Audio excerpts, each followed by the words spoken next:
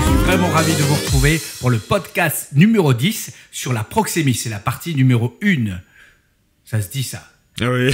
Ça se dit. Alors, la personne que vous entendez rire et qui est avec moi, c'est justement, c'est notre invité de ce jour, c'est Alexis Rocamora, qui est acteur, metteur en scène et aussi qui intervient dans les lycées. Exactement. Ici, et on est voisins, je crois, parce qu'il intervient dans les lycées à Saint-Denis. Et donc, on va réfléchir sur la proxémie, on va en parler. Alors, qu'est-ce que c'est la proxémie? La proxémie, c'est en fait prendre en considération notre environnement, l'espace culturel, pour justement mieux communiquer, soutenir son message. Donc ça, c'est le thème et c'est la partie numéro 1. Alors, Alexis, j'aimerais que tu te présentes à nos auditeurs et tu nous parles de ton métier, de ton parcours, et ensuite on continuera sur 2 ou 3 petites questions caustiques. Très bien. Voilà. Bienvenue encore une fois. Merci beaucoup. Et ben donc effectivement, donc Alexis Rocamora, je suis comédien, metteur en scène, directeur artistique de la compagnie Cybèle. Je suis originaire de la ville de Lyon où j'ai grandi.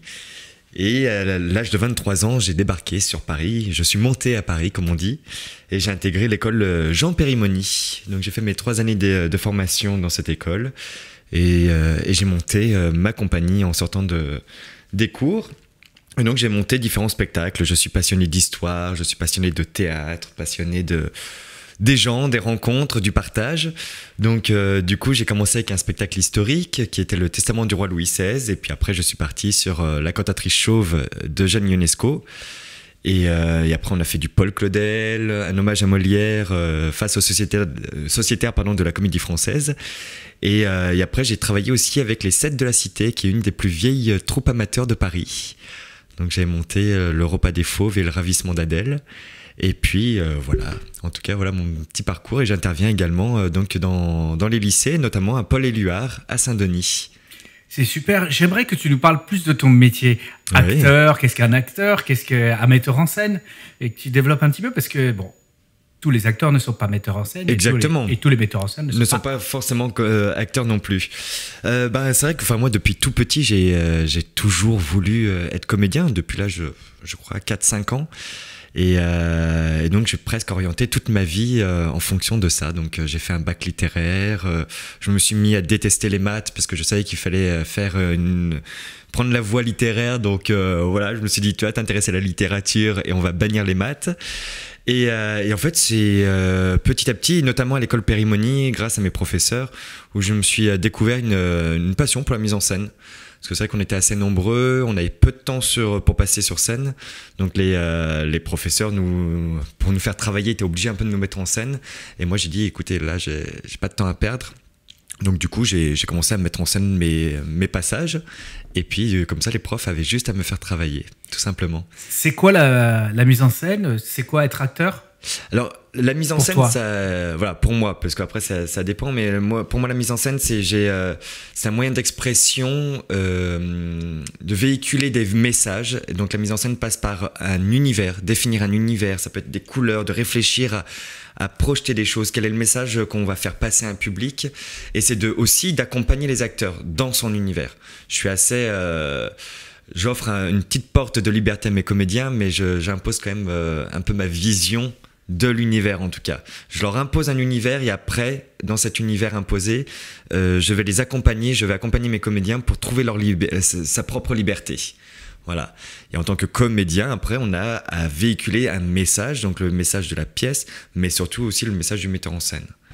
Donc le metteur en scène doit véhiculer le message de la pièce, et le comédien, pour moi, doit véhiculer le message du metteur en scène. Alors, tu as été comédien et metteur en scène en même temps? Ou exactement. Il y a eu, Alors, la plupart du temps, je suis comédien et metteur en scène en même temps. Sauf, effectivement, donc, pour la troupe des 7 de la Cité, où là, j'étais simplement metteur en scène. Mais sinon, je mets en scène et je joue. Généralement, j'ai besoin justement de cette double vision. J'ai besoin d'avoir je me place en 3e œil, donc je me mets à la place du public pour commencer à monter un peu mes tableaux. Je bosse beaucoup la nuit dans mon sommeil. En fait, je rêve mes mises en scène comme un film, et puis au réveil, je commence à dessiner, à écrire. Et donc, je travaille à l'extérieur comme après à l'intérieur. J'ai besoin à des moments, je bloque à l'extérieur.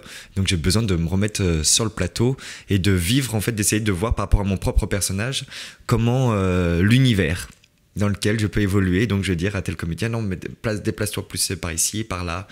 En fonction de... J'arrive à avoir cet équilibre. Je sais pas comment, c'est...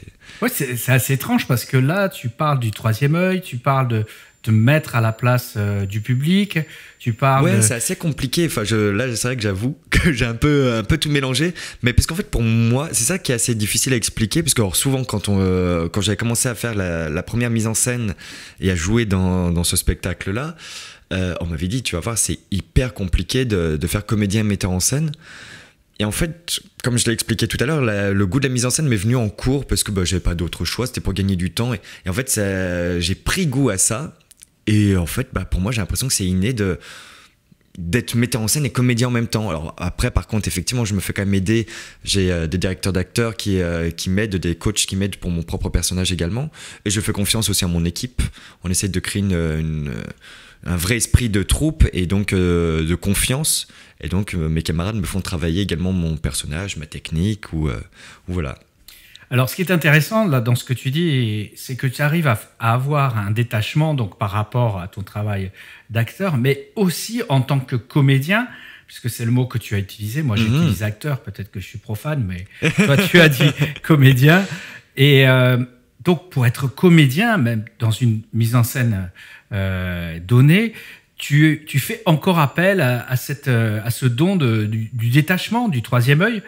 Mais quand il faut justement ajouter les deux, c'est un exercice hyper difficile. Nous, en entreprise, on travaille justement à avoir cette sorte de détachement par rapport à nos actions ou par rapport à ce qu'on dit.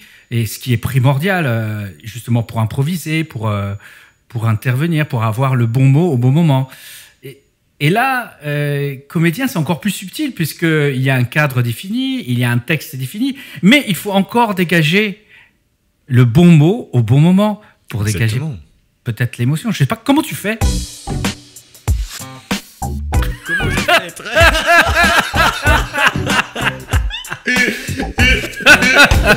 Très bien, comment je fais ? Très bonne question. Non, je pense que c'est tout le travail qu'on a à faire. En tant que comédien, on a tous un travail personnel à effectuer en fonction des directives des metteurs en scène, d'un univers prédéfini, d'une pièce. Et après, on va chercher en soi, on va chercher le lien qu'on a avec notre personnage. On va essayer d'apprivoiser notre personnage. Il faut aller à la rencontre de ce personnage, il faut aller mener une quête de ce personnage. Donc on va essayer d'en faire une analyse aussi de ce personnage. On va essayer déjà d'expérimenter sur le plateau en fonction de la volonté du metteur en scène. Donc là, en l'occurrence, souvent c'est moi, donc je sais à peu près ce que je souhaite. Mais voilà, il faut essayer de se nourrir et des choses extérieures et en même temps de soi, partir de soi. Je pense pas qu'il faille vivre, par exemple, si je vis un déchirement, d'aller replonger exactement ce déchirement, mais en tout cas, c'est d'aller chercher cette émotion. Par exemple, la perte de quelqu'un, si j'ai perdu un être proche et que là, dans la pièce de théâtre, pareil, je perds un être proche, et je vais pas essayer d'aller chercher à l'identique l'émotion que j'avais vécue dans ma vraie vie, mais c'est de se souvenir cette montée d'adrénaline ou cette montée d'émotion, de se souvenir de ce cheminement, de qu'est-ce qui est la brutalité de l'annonce ou de la montée des larmes, c'est d'aller chercher ça et de le vivre par soi-même, de revivre un événement, mais de se l'approprier avec le personnage. Ça, c'est ma vision. Je pense pas qu'il faille justement... Sinon, je pense qu'on deviendrait fou si on partait trop de soi et d'aller chercher. Puis ça marcherait pas. Enfin, au bout d'un moment, on serait d'aller piocher avec, par exemple, le décès d'une grand-mère ou d'une tante. En fait, si ça nous touche au début, à force d'utiliser ce prétexte-là, ça nous toucherait plus. Donc, c'est d'aller chercher justement cette technique, cette montée, de comprendre le cheminement. C'est d'aller rechercher le cheminement de l'émotion. Voilà. Pour moi, c'est voilà. Donc, on part de soi et donc ça demande de se connaître aussi. Ça demande de s'entretenir, de se connaître soi-même, et puis de vivre. C'est vrai que mes professeurs de théâtre nous disaient tout le temps vivez, vivez et surtout faites des conneries. Parce que ça nourrit l'acteur. Ça nourrit l'acteur, il faut rencontrer des gens, il faut sortir, il faut faire des bêtises, il faut... quand je parle de bêtises, ce sont des gentilles bêtises, mais il faut expérimenter la vie. Sinon, effectivement, on manque de nourriture, comme on dit. Nous, les comédiens, on parle souvent de panier affectif pour tout ce qui est émotion, et c'est un peu la carte mémoire de la vie. Donc, on a un peu une bibliothèque ou une carte mémoire, et il faut savoir les piocher tout ça, et savoir comment on va pouvoir mettre au service toutes ces connaissannes, tout ce vécu, au service d'un personnage. Et quelle est la volonté de ce personnage? Qu'est-ce qu'il veut aussi? Donc voilà, c'est d'apprivoiser. Pour moi, je suis pas pour qu'on rentre dans le personnage totalement, que le personnage nous rentre en nous. Je suis pour comme une marionnette. Il faut le découvrir et le comprendre. Oui, et interpréter et rester soi-même aussi, j'imagine. Exactement. Mais soi-même tout en étant ce personnage. Donc c'est d'être au service de la marionnette, d'être au service de ce personnage.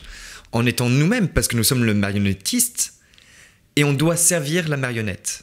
Donc, on donne une part de nous, mais on n'est pas totalement nous. Enfin, le marionnettiste, on ne le voit pas, il est généralement caché. Donc là, dans le personnage, effectivement, à travers peut-être le costume, le maquillage, ou le jeu, on a notre part de mystère aussi, les comédiens. On incarne, on est, mais... donc voilà, ouais, j'aime bien l'idée de la marionnette et du marionnettiste. On est marionnettiste, donc le marionnettiste, généralement, c'est lui aussi qui parle, qui donne la parole à sa marionnette, c'est lui qui réfléchit avec son cerveau, qui va aller manipuler les déplacements de cette marionnette. Donc ça demande son effort à lui, sa réflexion à lui, son imaginaire à lui, et sa propre voix, et donc son jeu, sa vérité. Mais il est au service d'une marionnette. Alors c'est super intéressant parce que tu as parlé d'école, tu as parlé de ton professeur, des exercices. En fait, ça ne se fait pas par hasard. C'est un cheminement, c'est un travail de toute une école, de toute une pédagogie. Et de rencontres, et d'expériences. Et ça se prépare, ça se structure. Ça demande de l'exigence. Après, ça, c'est ma vision des choses. Pour moi, il faut de l'exigence dans le travail. Sinon, j'adore le plaisir, hein, j'adore travailler avec plaisir. Les gens qui me connaissent le savent très bien. Je suis le premier à aller boire un coup, je suis le premier à déconner, j'adore rire. J'ai parfois du mal à me concentrer. Voilà, je suis un bon vivant.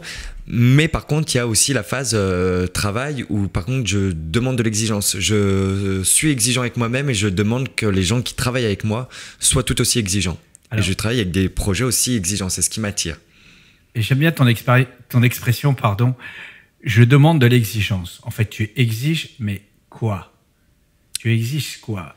C'est l'exigence dans le travail de vouloir, de pas s'autosatisfaire, de pas être...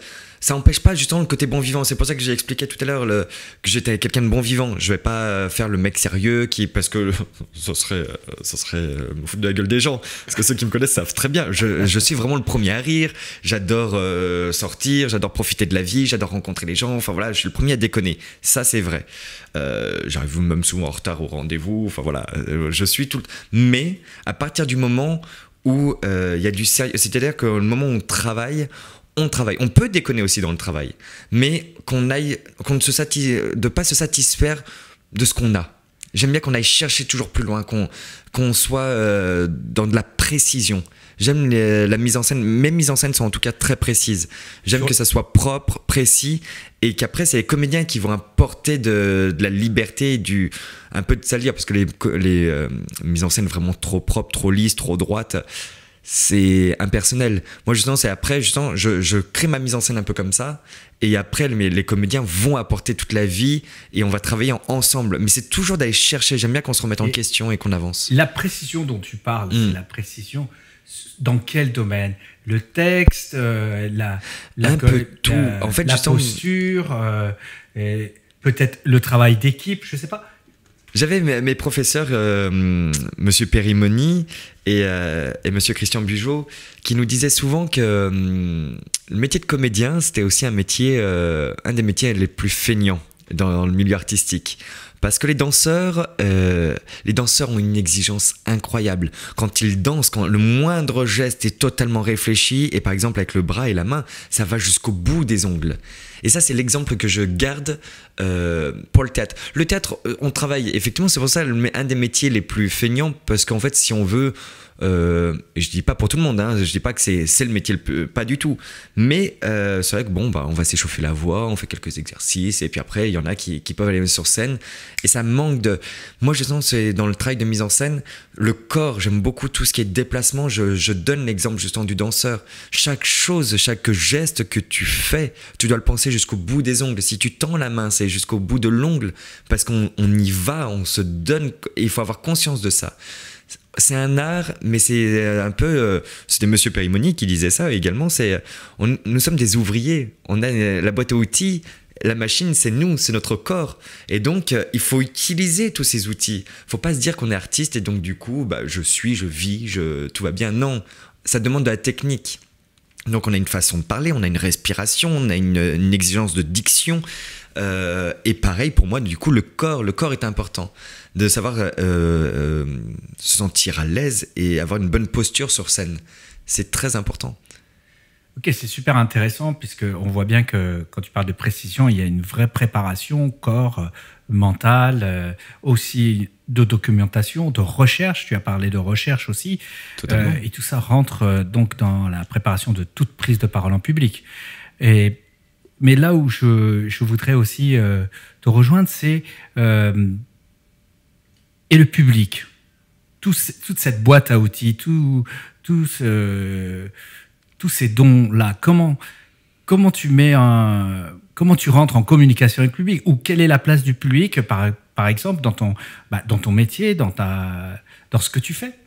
Alors, par rapport à ce que je fais, moi j'ai un parti pris dans mes créations, c'est justement d'avoir un effet miroir. Alors je vais m'expliquer. Il y a des metteurs en scène qui ont des partis pris vraiment définis, que ça peut être politique ou des engagements, enfin voilà. Moi, je me sens pas à ma place à dire que telle chose que le public doit penser plus, par exemple en politique, plus à gauche, plus à droite, plus... Ça, c'est pas ma position. De même... de dire faut penser à l'écologie ou faut pas penser à l'écologie, on s'en fout.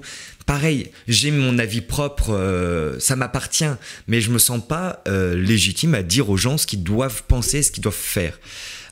Et donc c'est là où l'effet miroir, c'est que j'aime essayer d'avoir un parti pris qui est d'être le plus large possible, mais avec un vrai sens. C'est-à-dire que les gens, selon ce qu'ils sont, avec leurs propres pensées, soit on les fera changer d'avis, soit on les confortera dans leur position, mais que voilà, qu'il y ait un vrai impact, de se dire que le public sorte de mes spectacles en disant ah ouais, en fait je pense comme ça, je suis pas d'accord avec lui, mais selon les personnages, d'avoir une sensibilité, de dire ouais non ouais.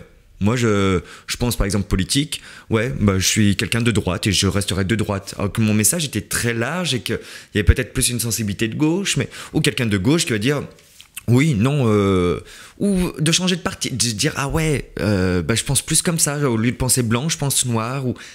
Voilà, c'est d'avoir un sens large, de sensibiliser les gens. J'ai juste envie de sensibiliser les gens.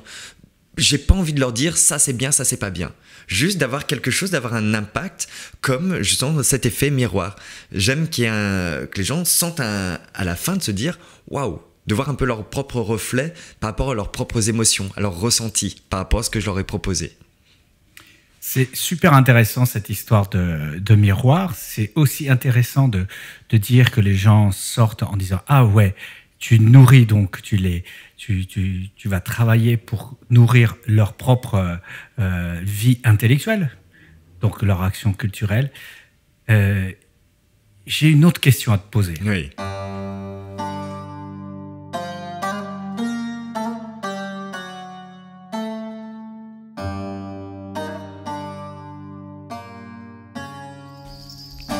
La question, c'est justement après ce travail de miroir, après ce travail de metteur en scène, d'acteur, où tu travailles avec beaucoup de précision, beaucoup de rigueur, j'aimerais avoir justement ton approche sur la perception du public.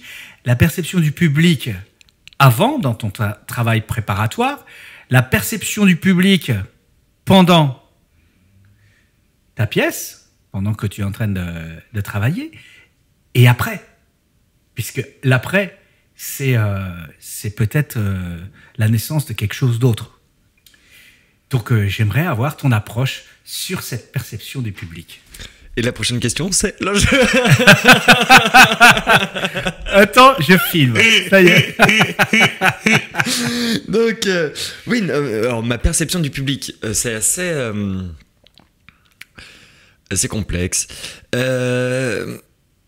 En fait... Non, c'est assez bizarre. Parce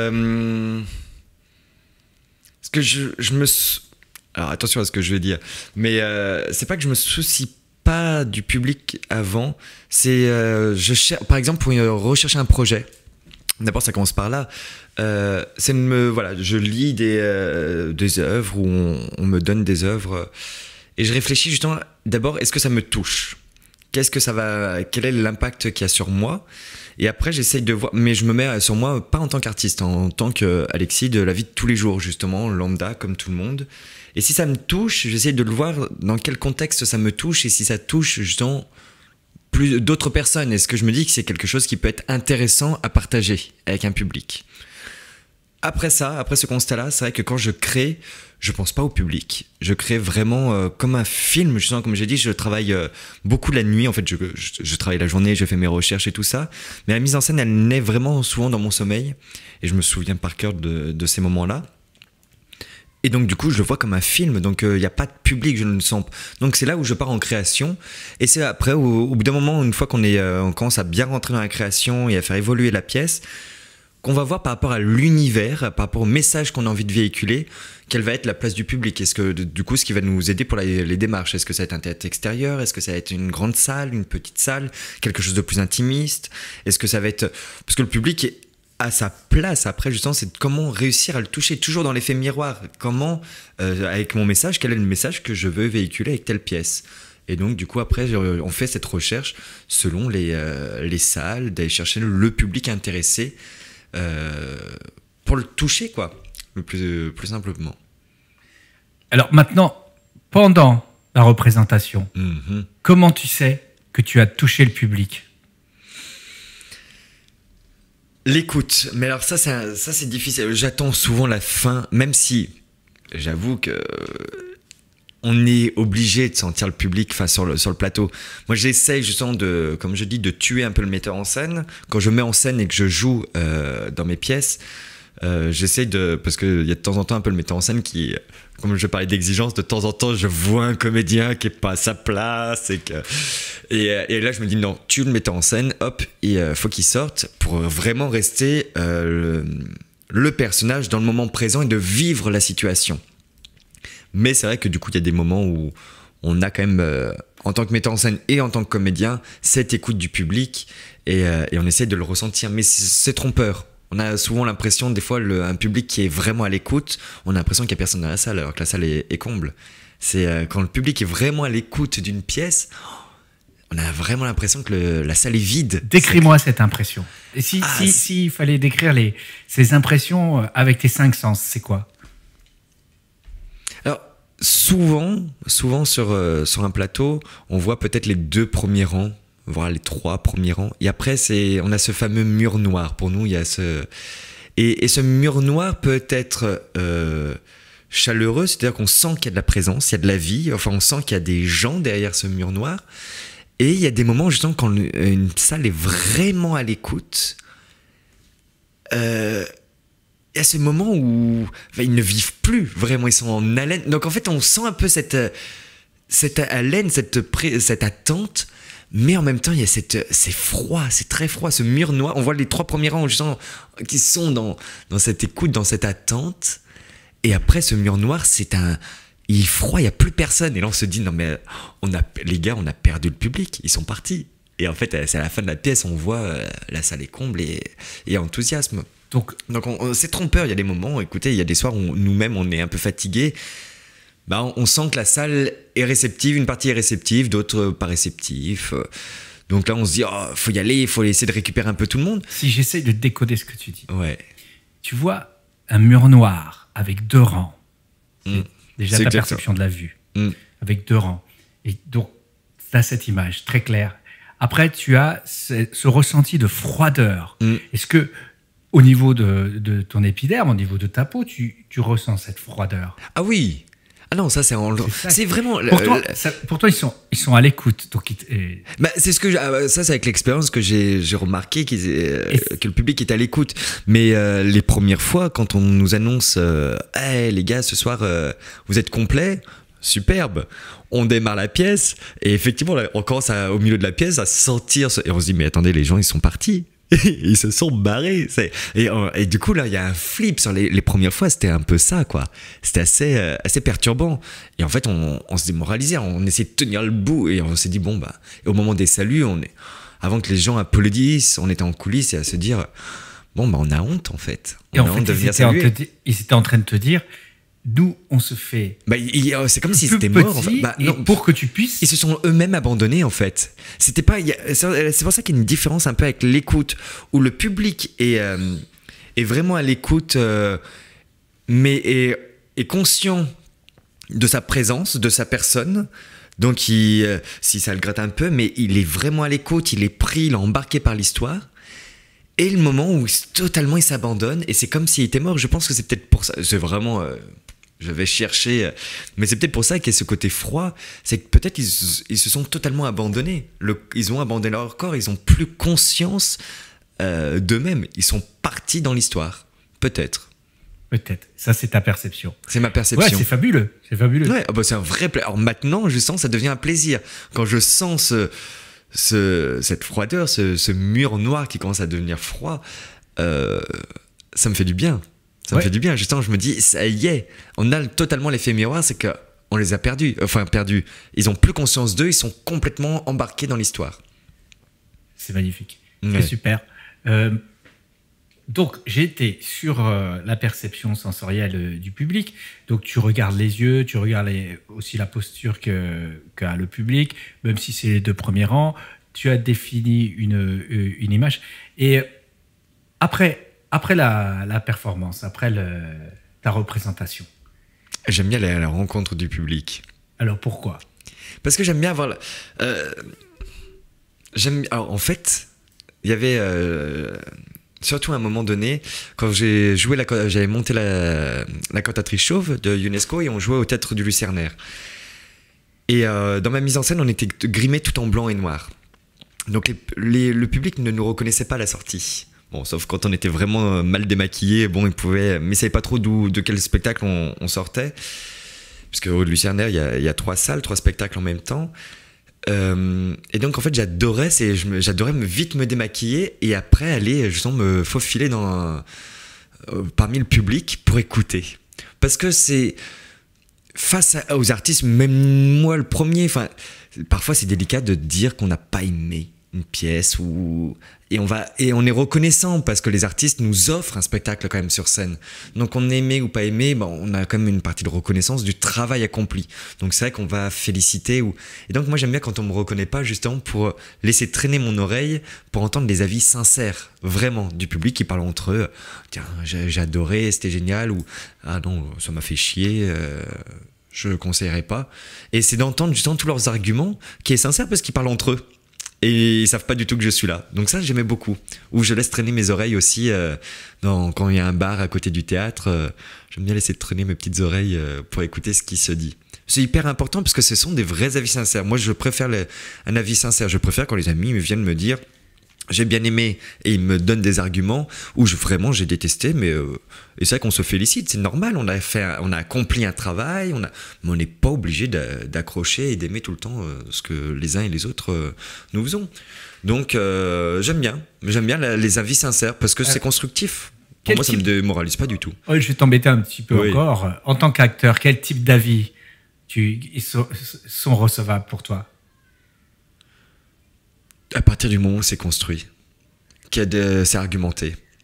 D'accord. Et pour la mise en scène? Pareil. Pour moi, tous les avis, que ce soit comédien, metteur en scène, à partir du moment où on a un avis construit et qu'on a des arguments, pour moi, c'est recevable. Que ce soit positif ou négatif. Pareil, positif d'argumenter, parce que c'est vrai que ça fait plaisir, mais on se dit, est-ce que la personne est sincère? Est-ce que... Non, avec des arguments, moi je trouve ça génial pour savoir ce qui fonctionne aussi, qu'est-ce qui plaît. Donc d'argumenter. Et ce qui ne plaît pas, qu'on argumente.